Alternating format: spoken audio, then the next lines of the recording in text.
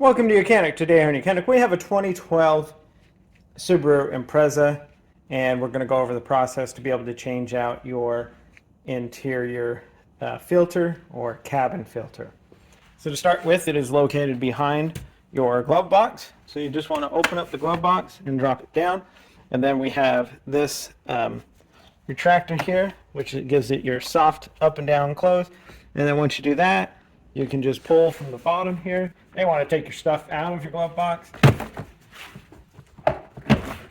and you just pull both the sides off.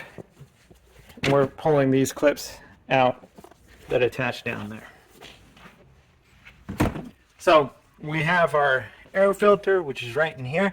Squeeze the top tabs, the tabs together, and then just be able to pull this out and try to keep all the dirt and debris that is on the top there.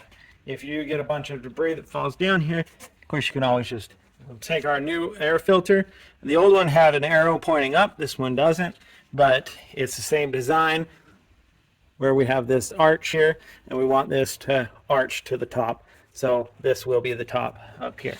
So then we just line this up, press it in, press it until it clips in, and now you go ahead and take your glove box, be able to line up the tabs here on the bottom.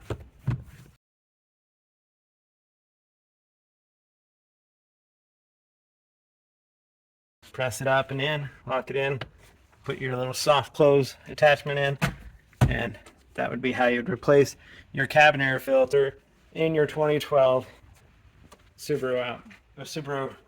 Thanks for watching YOUCANIC, where you can be the mechanic.